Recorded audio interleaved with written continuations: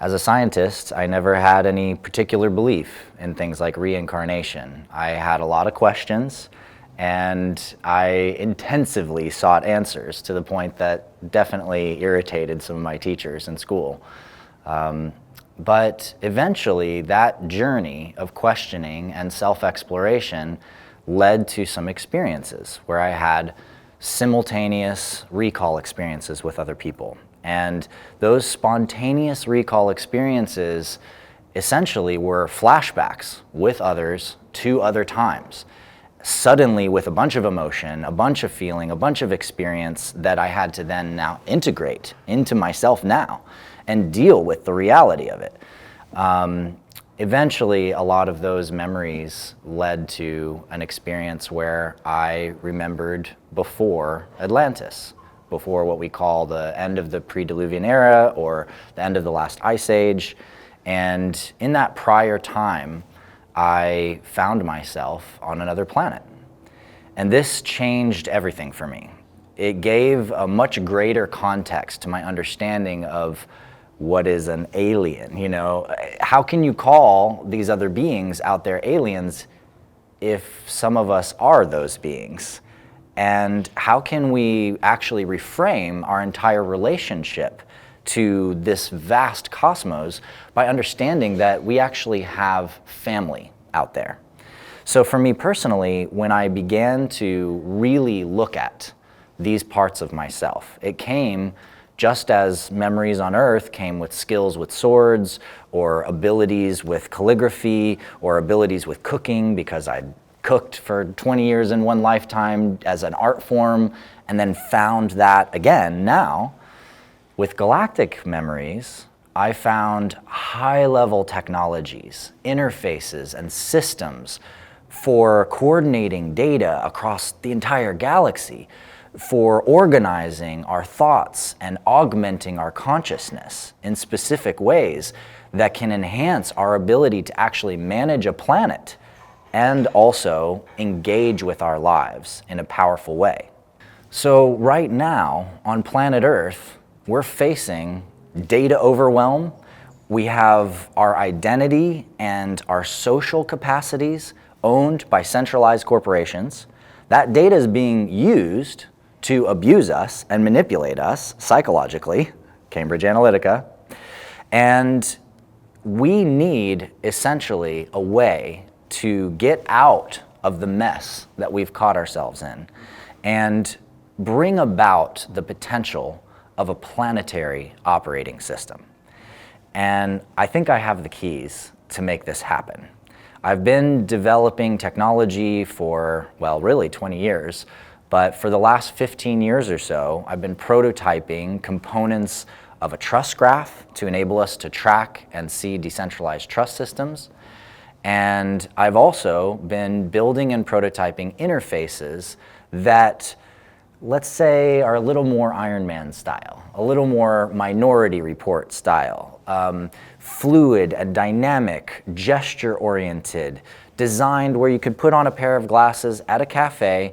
Instead of pulling your screen out and getting lost in your little screen, you just slip on a pair of glasses.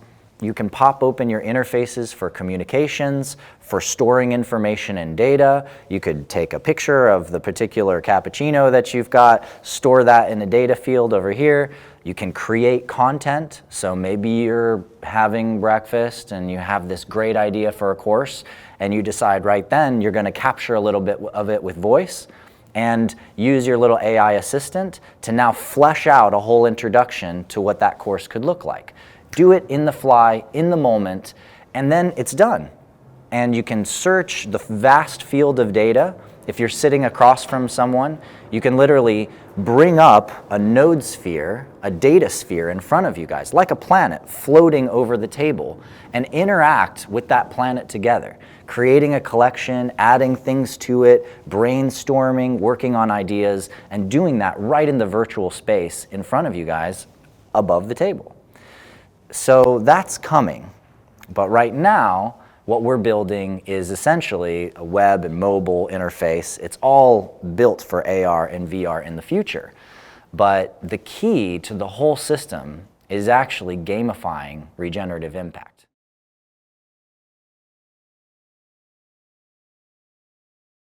I've been working on education systems for a long time and building different online academies. And I realized that one of the most powerful ways that humans get together, collaborate, and do things to make changes is when they're learning together and they're acting together. We learn more when we not only take in information, but we practice that information. We become leaders of that information, and we bring other people into those ways of being. So we figured out a way to essentially monetize a vast array of kinds of digital products. Every time something sells, we automatically put 1% up to 100% into whatever impact sector that person cares about. So they maybe want to plant trees, they want to clean up rivers, they want to do, gender equality arts, or they want to do governance work, or they want to build infrastructure. So money flows into these fund pools, and each of those pools has a council associated with them. And then other people can create missions. And those missions look like anything you can imagine. Going with a group of friends to clean up a river, or build a community garden, or set up an amazing production in the middle of town to communicate some information to the town. And each mission can have a bounty attached to it. So now, instead of, we got to go volunteer and go, pick up trash. Nobody wants to do that. But also, nobody wants to work a 9-to-5 job anymore. People want to do Uber or Lyft or TaskRabbit. And so we've created a capacity building system that not only gamifies learning, but direct action. And when people go to do the missions, they get paid for it. So a group of high school kids that would never go clean up a river in the past, they want to hang out by the river, and get high and sneak some beers or whatever, like high school kids do. And instead, they might be like, one guy might be like, hey man, there's a lot of trash around this river. I created a mission and they're gonna give us a bounty and we all can get paid $100 today if we clean this thing up. And I think we can do it in an hour or 30 minutes. Let's go.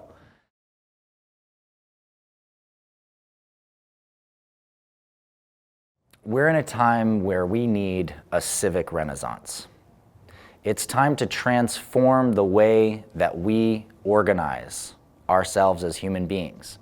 Instead of expecting our elected officials to make all the changes for us or surrender our power to large-scale corporations with more money than most of us will ever have, it's time for us to begin orienting ourselves towards how we can do.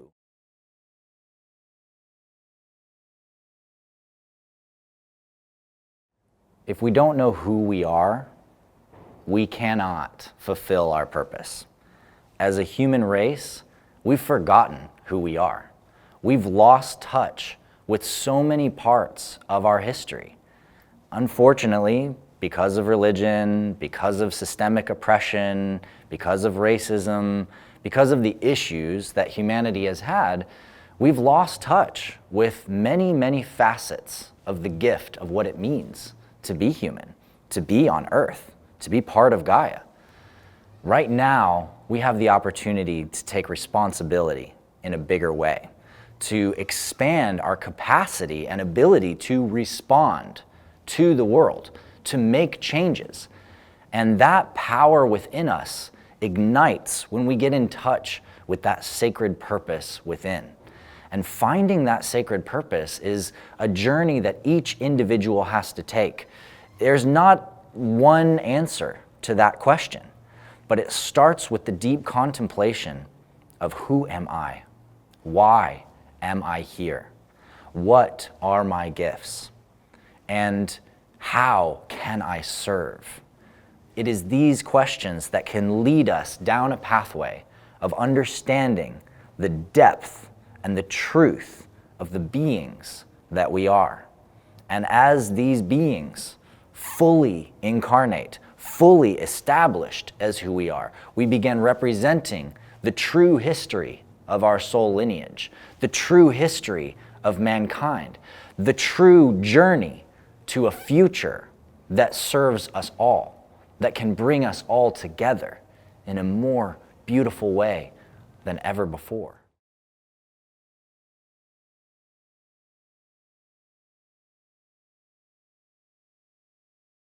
We all have people around us who feel like they're asleep to us. We have a sense that they're not aware of what's real or what's going on. Most of us were in that position at one time or another. And for myself, I've developed different practices to play with this. I've found questions that I can ask that get people thinking a little bit more deeply. Back when I was a speaker at the White House, I would go into the after parties and hang out with all of these youth from different large-scale NGOs from around the planet, and I'd ask them questions like, so what do you think about crop circles?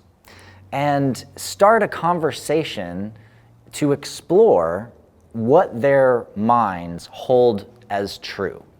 And when someone is challenged with opening their mind to new perspectives, what it really comes down to is a belief system that they already have that needs to have a crack inserted into it. If you can insert a crack into their belief, then suddenly whatever they're holding to be true just might not be as true as they think. If they think there's no possible way that there could be an extraterrestrial civilization, you can say, do you know how many stars there are in the galaxy? And if they say no, you can say, well, there's 200 billion stars in our galaxy. Do you know how many galaxies are in the universe? Well, no one really does. But we know that in one pinhead point on the sky, there's thousands of galaxies. And do you happen to know how many of the stars that we've explored in the universe we believe have planets? It's 99.999% now. When I was in high school, it used to be like they thought maybe 10% of planets had or stars had planets. Now every star has planets. And you can also ask how many of those potential planets could have life.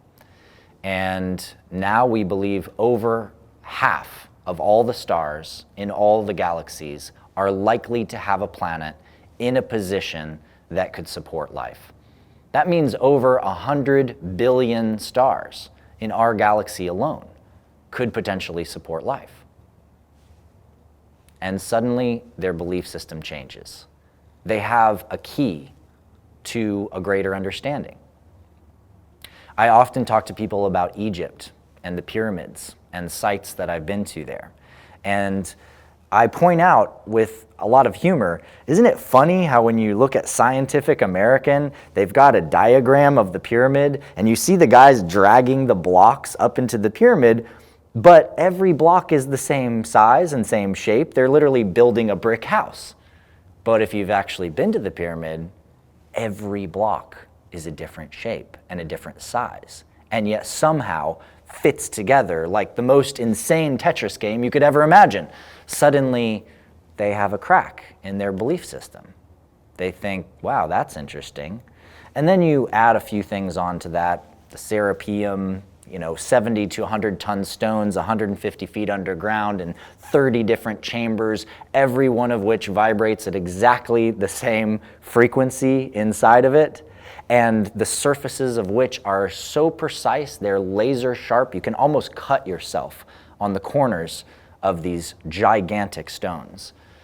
These kinds of things open people's minds to something that isn't part of their belief system. Anytime you can insert data and a fact and science that helps people question their reality, now they have a slightly broader sense of what's possible and what can be real. And they start wondering, is everything that I think is true actually true?